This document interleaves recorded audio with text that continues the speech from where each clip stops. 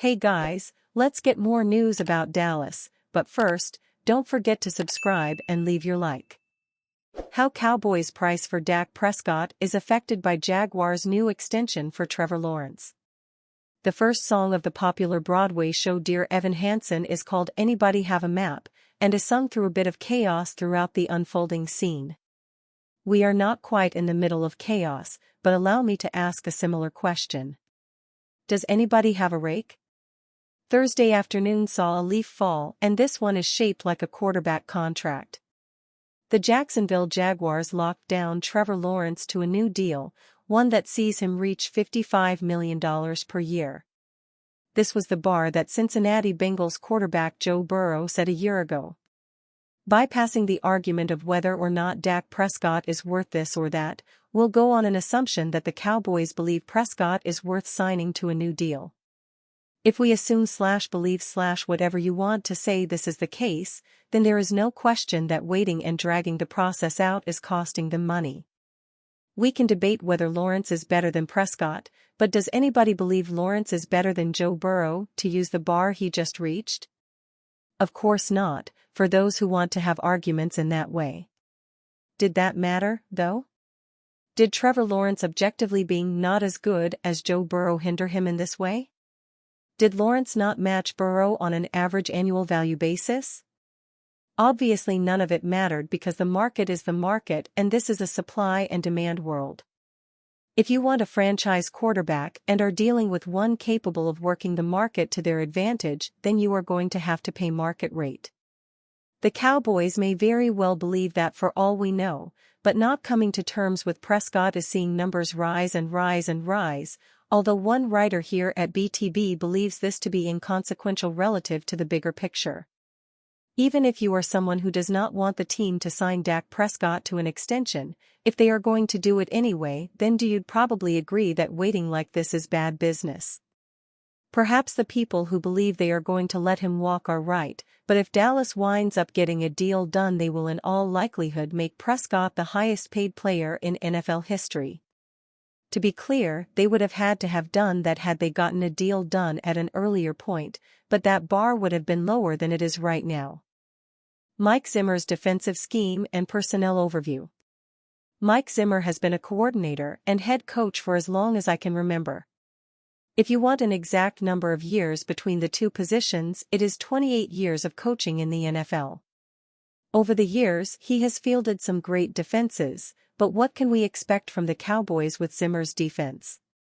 Let's look at the scheme and each defensive position group to see what Zimmer likes to do and how certain players could be used in the defense. We know Zimmer runs a 4-3 base scheme and uses a 4-2-5 nickel package in passing situations. Primarily, the coverage is pressman, which should line up well with our secondary. Zimmer uses extensive blitz variations, such as double-A gap blitz formation, but his number one priority is stopping the run. One thing about Zimmer's defenses over the years is he would constantly evolve defenses to fit his personnel. The players he inherits could be some of the best defenders he has coached from a talent perspective. So, it will be interesting to see how the defense evolves to get his playmakers around the ball. The defensive tackle position will feature a mix of new and veteran players in the front lines. Zimmer brings a stop-the-run-first mentality when it comes to the defensive line. He is accustomed to having big bodies up front to take up blockers and clog the lanes. If Motzi Smith has put back on the weight he lost last year, he will be formidable against the run. Add an Osa Odigizua to help push the pocket and a big rookie in Justin Rogers, and we could see a noticeable difference from the defensive tackles compared to last year. The defensive end position lost Dorrance Armstrong, who followed Dan Quinn to the Commanders. The returning ends should equate to a formidable position group. Mike Zimmer likes his defensive ends to be well-rounded with the ability to rush the passer and be plus run defenders. The group the Cowboys will field should be able to meet these requirements. The defensive end room is led by DeMarcus Lawrence, who can do it all from the defensive end position. This will bode well for the scheme Zimmer employs, which emphasizes stopping the run and rushing the passer. Micah Parsons will share time between the defensive end position and linebacker. This heat-seeking missile will be a man that Zimmer can use to strike fear into the opposing offenses. The players who could see more playing time this season are Sam Williams and Viliami Fehoko Jr. Both of these players fit the run-slash-pass combo Zimmer needs for his scheme to succeed. The rookie Marshawn Kneeland should see plenty of playing time at the right end position. His size and speed combination will be a welcomed addition, and he was handpicked by Zimmer. Therefore, Kneeland could see the field often while Parsons is moved around the defense to increase his effectiveness. Tyrus Wheat and Dole Johnson are at the bottom of the depth chart, but a good training camp could push them ahead of players such as Fehoko. Dallas Cowboys fans explode over possible Dak Prescott replacement.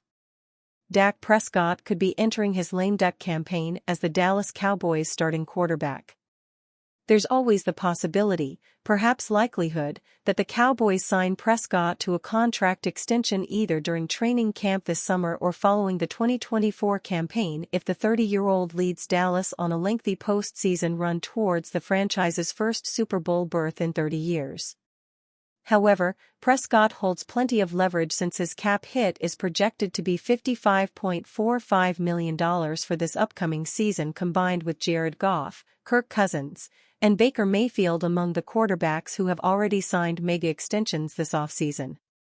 If the Cowboys decide not to bring Prescott back in 2025, Bleacher Report's Brad Gagnon offered an off-the-wall suggestion that if things don't work out with the Pittsburgh Steelers, Russell Wilson could potentially open next season as the starting quarterback in Dallas.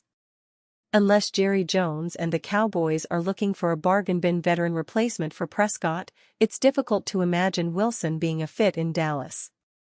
Following 2 woefully disappointing seasons with the Denver Broncos, Wilson was released earlier this spring and signed a 1-year deal with the Pittsburgh Steelers. Last season, Wilson passed for 3,070 yards with 26 touchdowns to 8 interceptions, before being benched for the final 2 games so Denver could avoid the risk of his injury guarantee vesting. Wilson to the Cowboys seems like a last resort, especially if he becomes available because of a disappointing season with the Steelers. Likewise, it is easy to assume that if the Cowboys don't re-sign Prescott, they are unlikely to bring head coach Mike McCarthy back either, especially given Dallas' recent postseason disappointments and the fact that McCarthy is also entering the final year of his contract. Whoever the Cowboys would wind up replacing McCarthy with would likely have significant sway over who opens next season as the Week 1 starting quarterback. Understandably, Cowboys fans bristled at the suggestion that Wilson could wind up in Dallas next season. OMG, Brett Hahn wrote on Newsbreak. I hope not. I can't stand Russell. If that happens, I know I won't be watching or going to any games. I realize Dak can't handle the pressure to end the season. But, damn. The Cowboys should be able to get someone worth the money. Meanwhile, Pedro Barrera added, Russell Wilson? You got to be kidding, he's done already. He's already cut from Denver.